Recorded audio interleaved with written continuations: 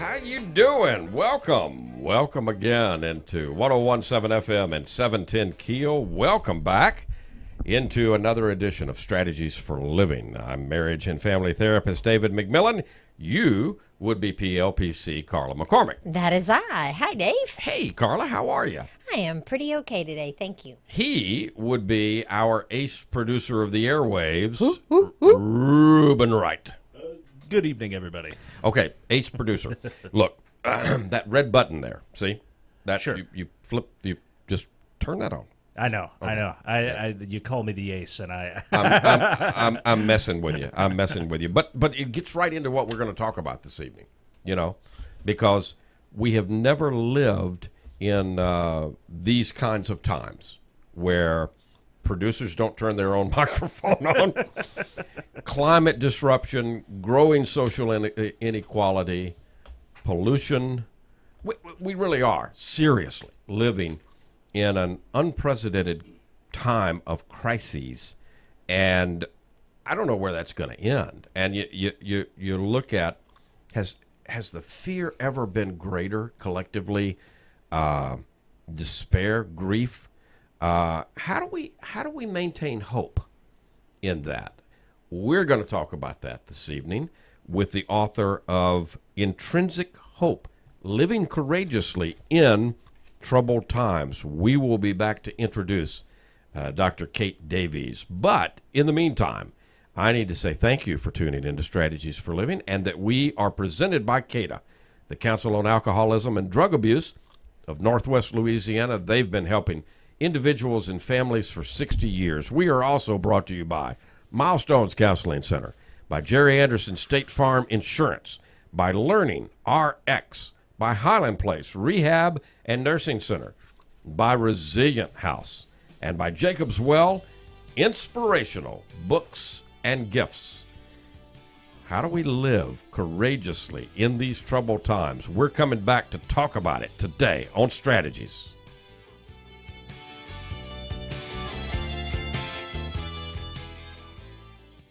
If we're talking addiction prevention, education, and treatment,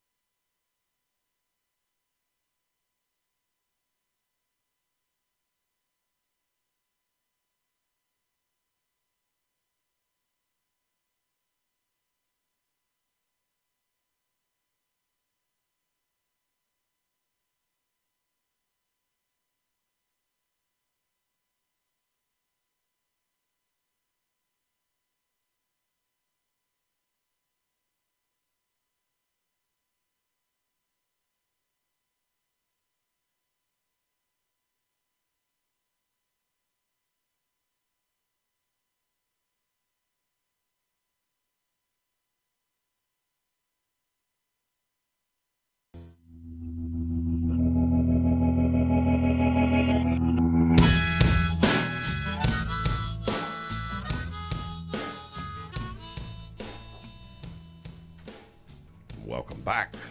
Welcome back into Strategies for Living here on 1017 FM and 710 KEEL.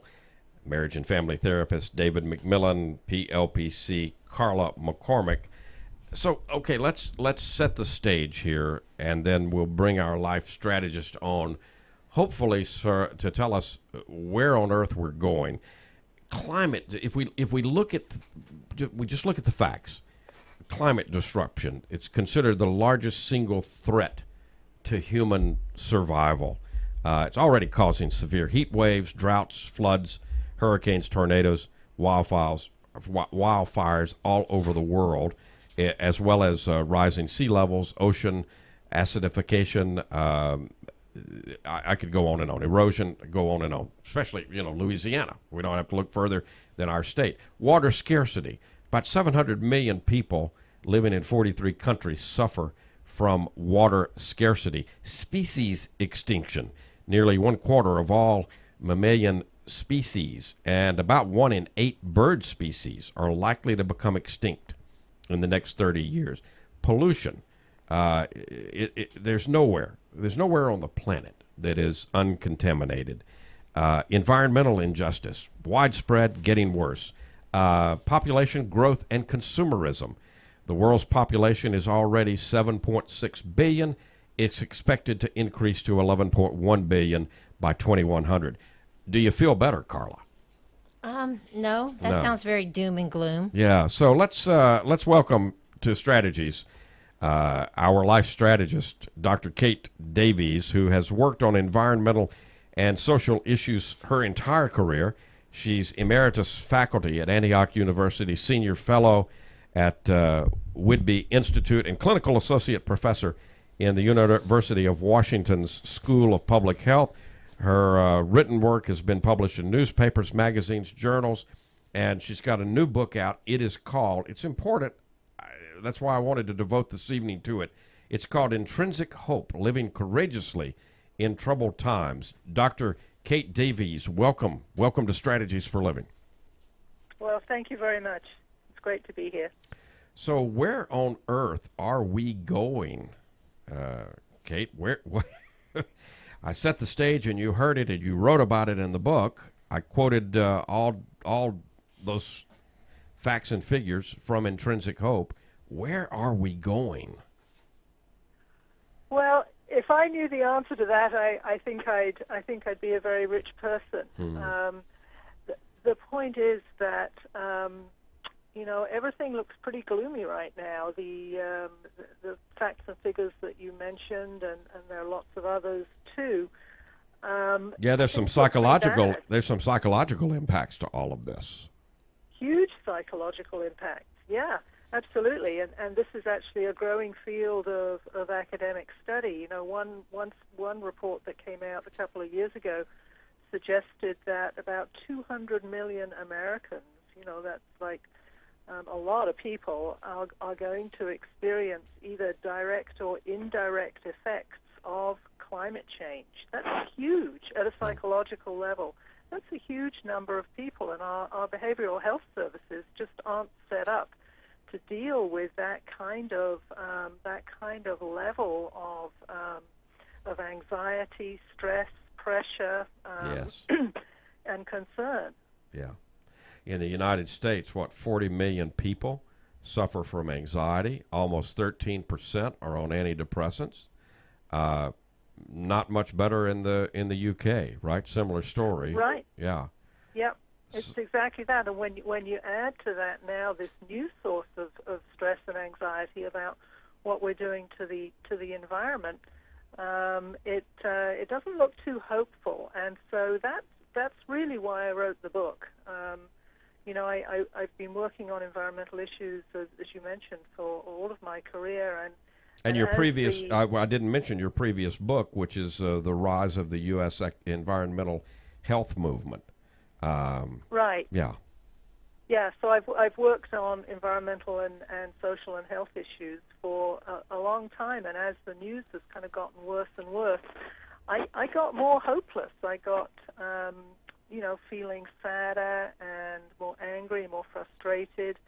and basically hopeless. And so I decided that I really had to find a way to be hopeful in these times. That I couldn't stay working on these issues and stay positive unless I had a way to be hopeful. And that's really what I talk about in this book on intrinsic hope. All right, so the book title, you just mentioned it, it's the idea of intrinsic hope.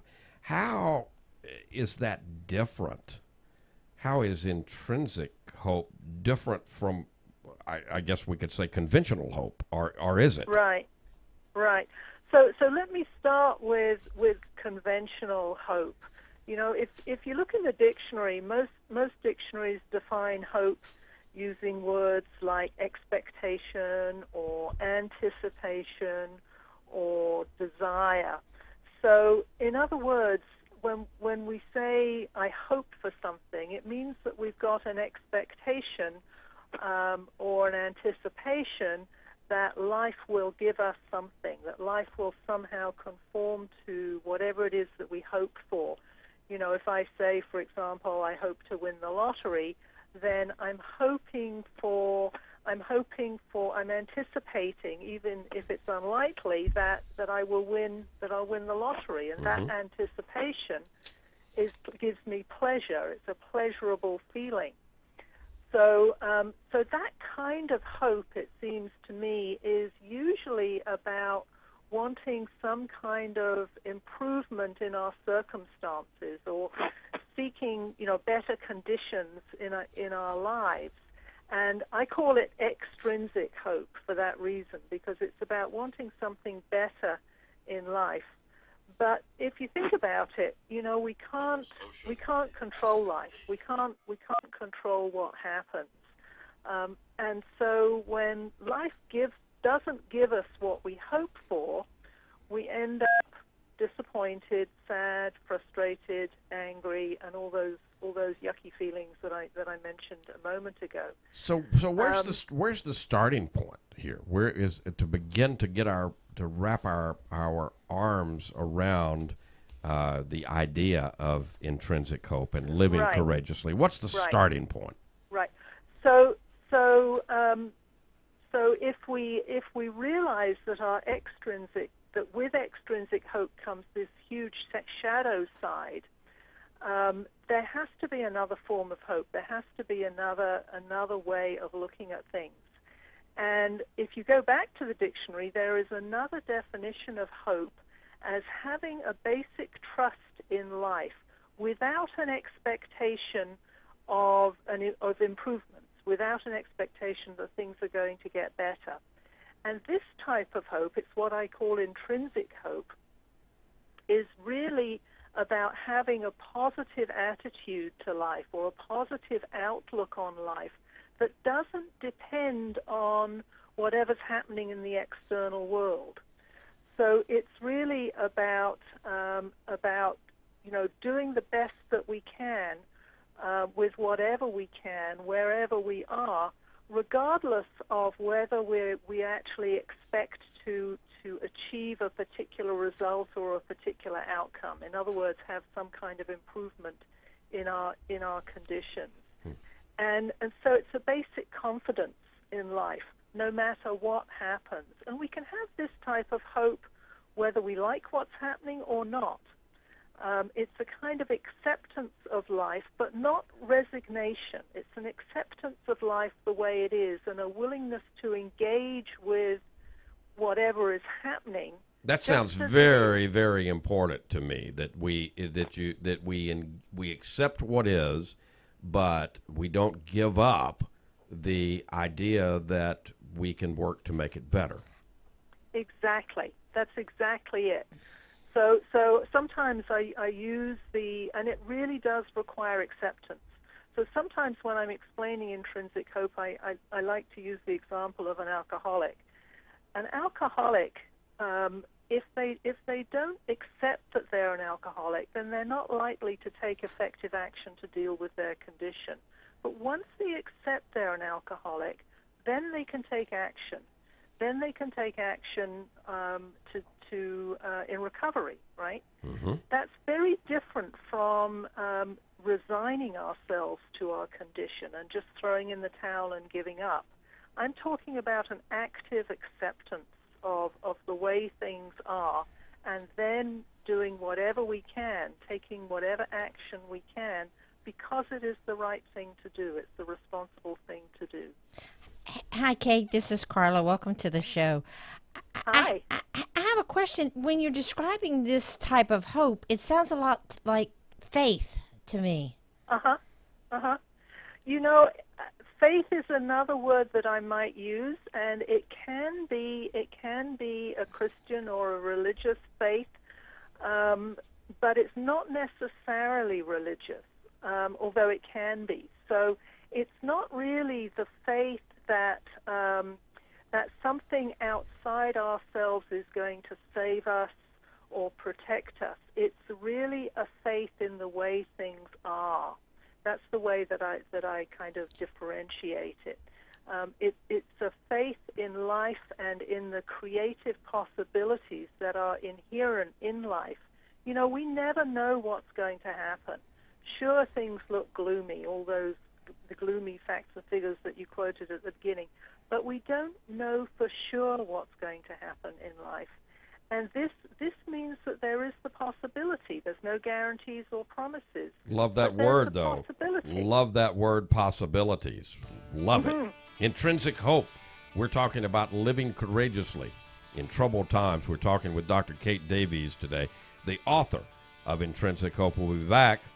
We'll talk about much more here on Strategies. Something's wrong with our eyes.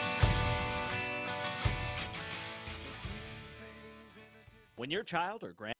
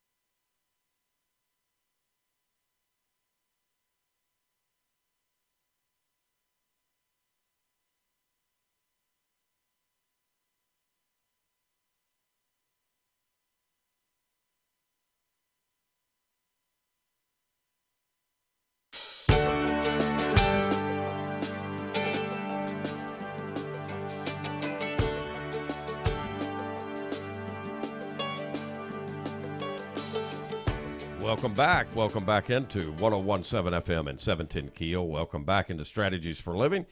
Marriage and family therapist David McMillan and PLPC Carla McCormick with the author of Intrinsic Hope.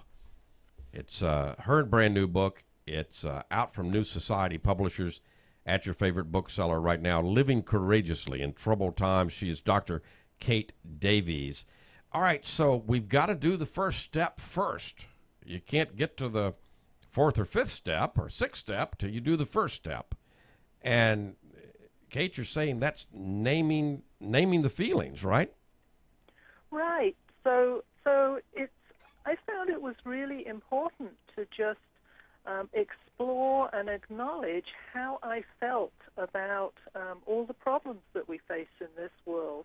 And those themes can be pretty unpleasant, and generally we don't like to talk about them unless we're in therapy or counseling.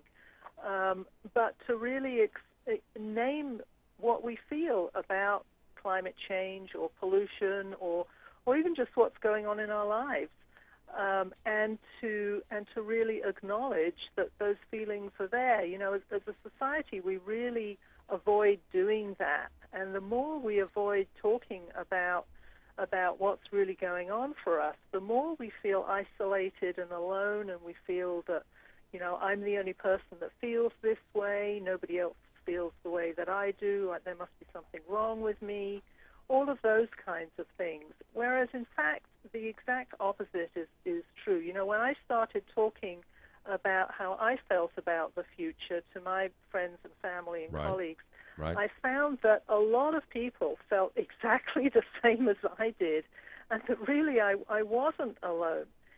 And once we do that, we can begin to work with these feelings. If we don't acknowledge them, then we can't work with them. It's exactly the same as being in therapy or in counseling. You have to come face to face, and then you can work with them. You have to face them. Yeah. Exactly. Yeah. Even if you don't like them, and even if you don't want to, by facing them, it gives us power over them.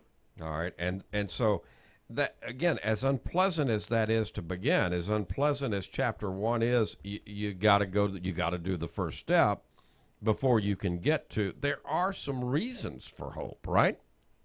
Right. I think there are lots of reasons for hope, and in the book I outline 10 of them. Let's talk about some of them, because I think it's extremely important to remind ourselves, starting off with, life is inherently hopeful. Carla was talking about this. It's amazing. We were talking about this on break, Yeah, and it's so easy to forget that. We are so problem-focused and focused on our difficulties in life and what's wrong with the world that we don't see that life is inherently hopeful. You know, day always follows night, and spring always follows winter, and it's things like that dandelion or the weed that sprouts in a downtown sidewalk, even though there's no sun and no water and not very much soil. Or it's a tree that scatters thousands of seeds, even though none may germinate. That's intrinsic. That is life's intrinsic hope for me. That life keeps renewing itself and replacing itself. And loves itself, I would go so far as to say. That's intrinsic hope for me, the capacity for loving life itself. And that's my first reason for hope. Also, we know more than we've ever known before. Yeah, we know a whole lot more than we've ever known before. We know more about, what's happening at the microscopic level. We know more about what's happening at the macroscopic level, and we know what's going on. We know how we are affecting, how the planet's conditions are changing, and this is incredibly hopeful because the more we know about the environment and about social conditions, the more likely it is that we can do something about it, that we can take action, and that our actions will be effective and work. If we don't base our decisions on information, then we're in deep trouble. But because we know more, it's much more likely that our actions will be effective. Of course, and to me, that's an important reason for hope. the future is, of course, uncertain. It's uncertain at the individual level. It's uncertain at the larger national or world level. But it's helpful to consider. You point out in the book the different types of uncertainty, that also need to be factored in here. Uncertainty about how and when the environment's going to change. We know it will change. There's uncertainty about how and when humankind will change. Again, we know that's going to happen. Change is the norm. And there's uncertainty about the consequences of human actions. So, right. Yeah. So the point is, we even though we know more than we used to, we don't know everything. And even though things look pretty gloomy, we don't know for sure. Prediction is not certainty, I say in the book. Just because we predict something doesn't mean it's going to happen. And we can look at that uncertainty not only as something that holds crisis or danger or is a threat to us, but also uncertainty contains possibilities and options and opportunities. So uncertainty is not necessarily a negative thing. It can also lead to coming up with new ideas, with creative thinking and new ways of doing things that we never thought of before. So uncertainty is, I think is a good thing, even though we often don't regard it as that. We regard it as something scary. It's actually really hopeful news, I think, that there is uncertainty and that things do change. Hey, Kate, this is Carla again. But do you think that the world is scarier than it was maybe for, the generations ahead of us? I mean, or does every generation have its own scary facts? I mean, whether it's a war or, a nuclear, the Cold War or a real war, or, now it's the environment. Don't you kind of think that every generation has, I guess, some kind of dark cloud over it that they have to kind of find a way to navigate through to keep their hope? Absolutely, I do. Yes. I grew up in England in the 1960s, and the shadow of World War II was still very alive in London, where I lived. And when I look at how that war affected my parents' generation and their parents, it's a huge thing. And as you say, every generation has its own its own challenges that it has to deal with, whether it's war, whether it's the environment, whether it's a disaster of a different kind. But what's different now is the scale and the magnitude of the crises that we face. Never before have we faced a crisis on a global scale like this environmental crisis and all its social ramifications. When really, it's probably not overstating the case to say we don't know what the future holds, and we don't know, what human life is going to look like 100 years, 200 years from now. We've never faced that situation before, this level of uncertainty, this level of crisis. And that's one thing that marks this what we're facing now, this generation, as being different. And yet, and yet history tells us that positive social change is certainly possible. Absolutely. And I would also say that, positive social change and the social movements that have advocated and led to that kind of social change have been the most powerful force for social change in history. And so I think that social change is definitely possible. It's and that's another of my reasons for hope, is that we have the potential for change. Nothing is fixed. Well, and Nothing is. no, and human Yeah. human beings can learn hope, can't they? Absolutely. I think hope can be learnt, and I say that because I've learnt to be hopeful. I think hope can be learnt. It's not that we are doomed to being hopeless.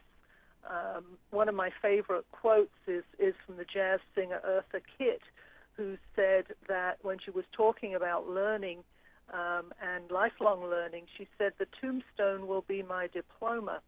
And that's so true.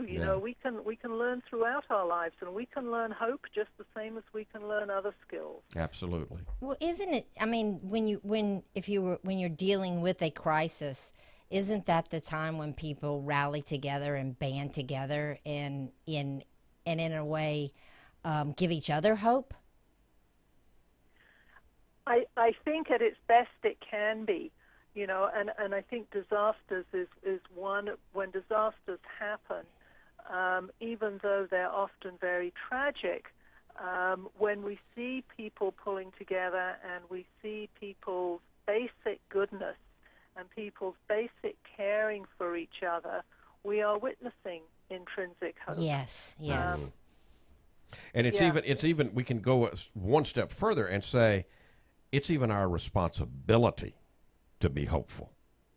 Well, I think it is. If we're not hopeful, then how can we expect anybody else to be hopeful? How can we expect our children to be hopeful? How can we expect our communities to be hopeful? So I think hope is a responsibility in these times, not a kind of naive hope that says everything's going to work out fine, but a hope in life itself, a hope that is a positive attitude to life, and that engages with life and doesn't just stay in bed and pull the covers over our head. Yeah, well, But a positive attitude. like you say, what else would we do, huh? Yeah. What else would we do? Well, so just you do all of this just because it's the power of making a choice and making a decision here. Yeah, and it is a choice and a decision. It's not always an easy choice or an easy decision, but it is one that we can make if we have the will to do so, individually and collectively. We are we're talking about living courageously in these troubled times. We're talking with Dr. Kate Davies today. She's the author of a new book. It's a good one, out from New Society Publishers, Intrinsic Hope. We are going to talk about how to develop the habits of hope. And we'll talk about what those are. And Kate will probably make an invitation at some point along the way. When we come back, more strategies for living to come. Stay with us.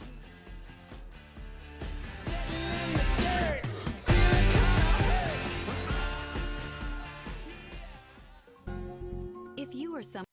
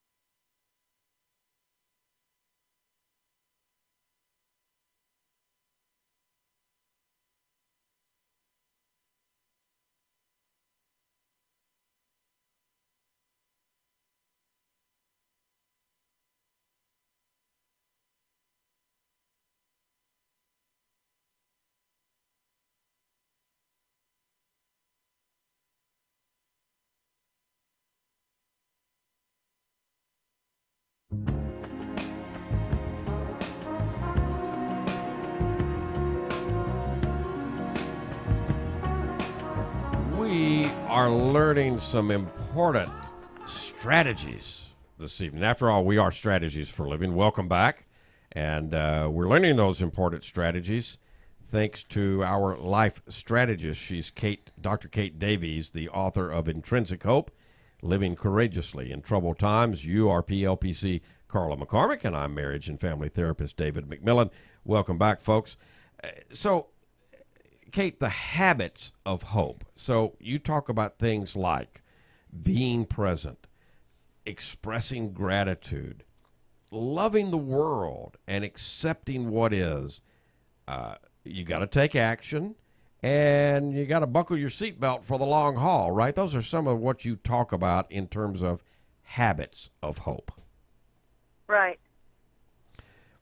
Yeah, and I think they are all important because, even if we all have this intrinsic hope inside us, we often forget it or ignore it, and so it's really important to cultivate it, to grow it, to nurture it, and that's why I identified these habits of hope. I like that you talk about things like in being present, like mindfulness and meditation and being present to the universe, but I especially like wonder.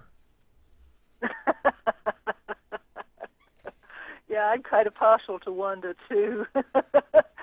So when we're children, I think we have a sense of wonder about life. A few minutes ago I was outside and playing with my neighbor's grandchildren, and this is a little boy who's 3 years old, and he's just discovering the world for the first time, and he's picking a flower and really looking at it and looking at the bugs and so on. And his wonder at nature is just amazing, and it's so hopeful.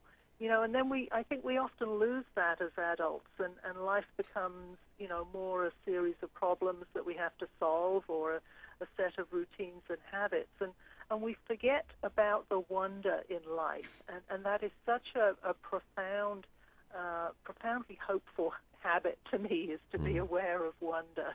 Yeah. How important is it to express gratitude?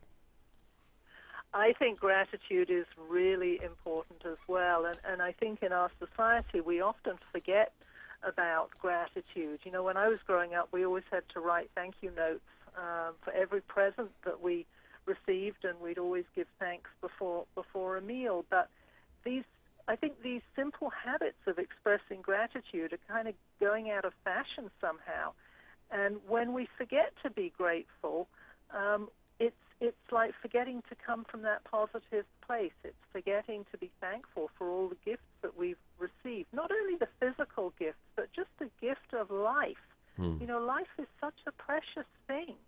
How precious it is that we have eyes to see and ears to hear and arms to hug each other.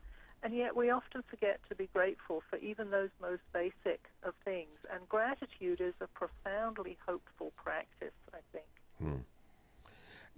You even have a title under expressing gratitude and consumerism. So I've got to be Yes. grateful for consumerism? No, what I'm saying in that section is that in a way, gratitude is the opposite of consumerism because consumerism is all about buying stuff and thinking that the more stuff, the more things we have, that those things will somehow make us happy, that they'll somehow make us content. So consumerism comes from a place of kind of inadequacy and need, Right. whereas gratitude comes from a place of being satisfied, of saying thank you, of appreciating what we have.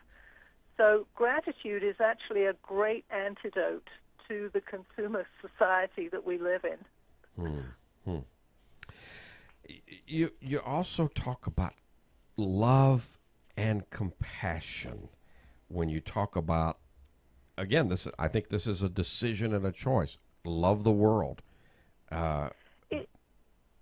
It is a choice. Now, I'm not saying here that we have to like everyone or that we have to get along with everyone or we have to agree with what everyone else is doing.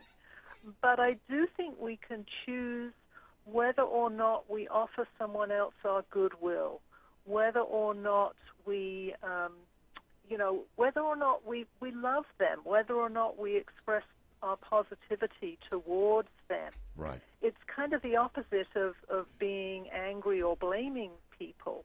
We can choose, I think, to care for other people, to be kind, to have compassion for other people, no matter what their political persuasion or whatever they're doing. We can still have compassion and care for other people, even if we don't like them at a personal level. And this, I think, is a habit of hope, too. Yeah.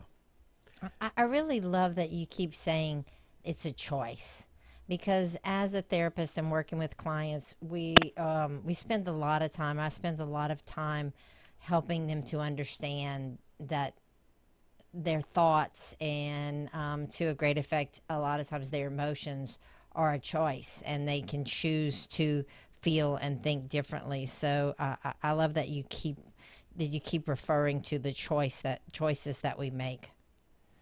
Yeah, and it's not necessarily easy to do that. No, I'm it's not not. saying it's easy, but it is about, I think one of the things that helps is seeing our situation, whatever it is, in a larger perspective and seeing it at a larger scale and seeing the context that our lives are in.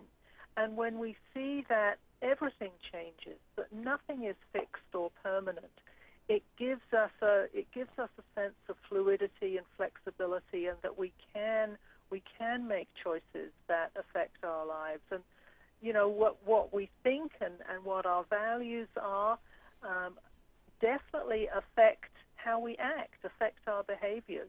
And so by really looking at what our thoughts are and choosing to be hopeful, our actions will be more hopeful too.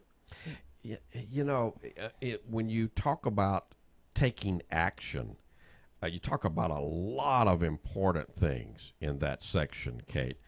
But I think, in my opinion, under the small steps, you're at least, you're reminding me that instead of me throwing up my hands and saying, there's nothing I can do about this, it's too big, that's not exactly true. And you remind us of that. It's kind of like, this section is kind of like, for me, a whack on the side of the head. We can all do something. We can all do something, and even if it seems small, we start where we are and we do what we can. And maybe it won't solve the problem, but taking action itself will make us feel more hopeful. We don't have to depend on expecting to see results from our actions. We can take action just because it's the caring, the ethical, the responsible thing to do in the situation. And we can aspire to see results, but we don't necessarily expect to see them.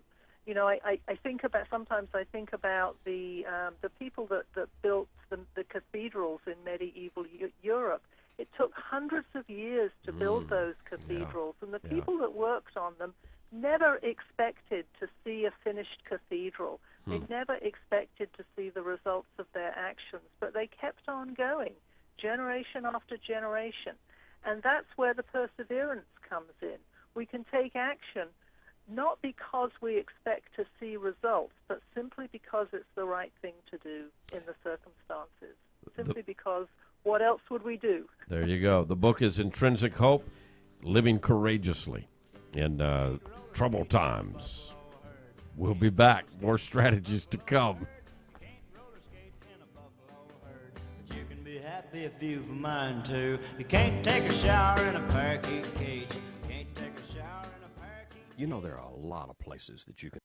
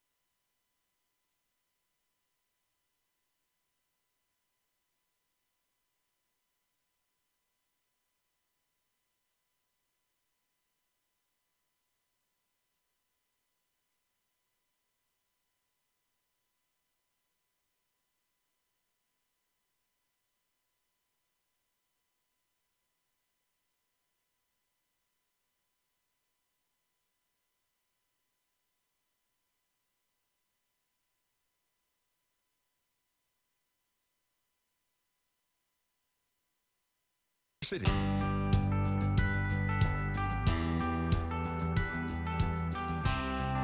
Welcome back. Welcome back into Strategies for a Living. I'm marriage and family therapist David McMillan, PLPC Carla McCormick, and our life strategist today, Dr. Kate Davies, the author of Intrinsic Hope, Living Courageously in Troubled Times. It's out from New Society Publishers.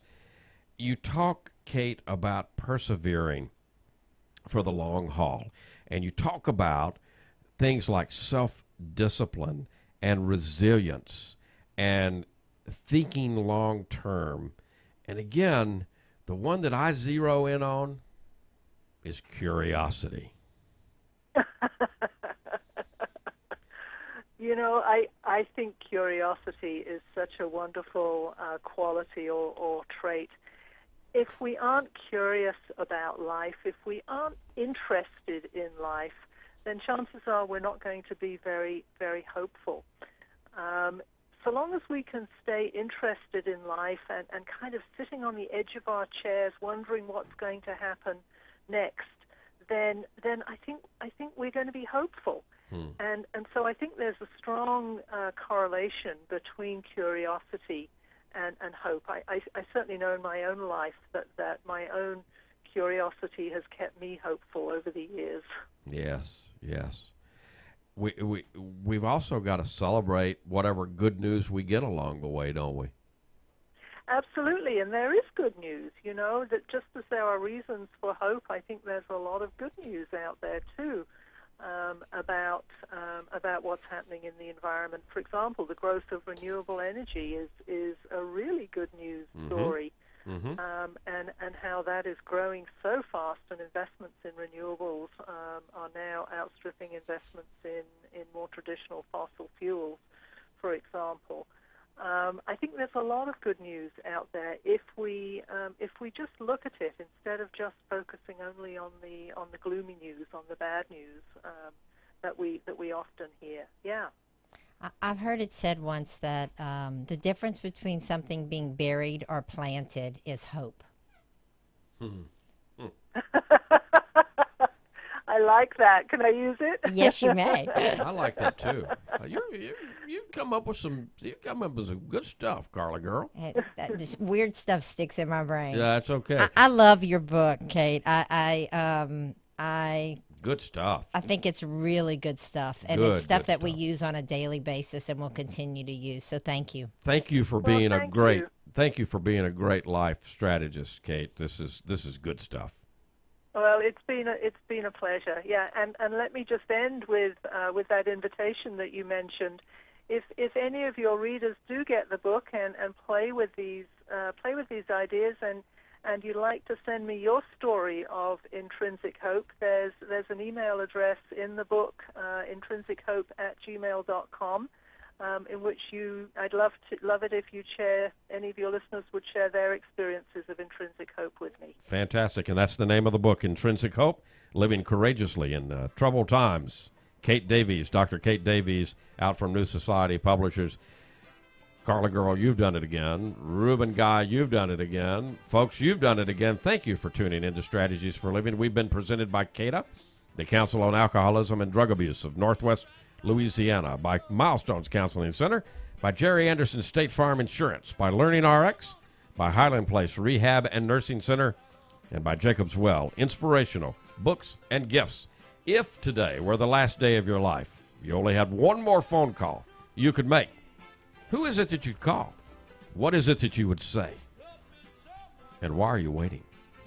Make the call. For Dr. Kate Davies, marriage and family therapist David McMillan, see you next time on Strategies for Living.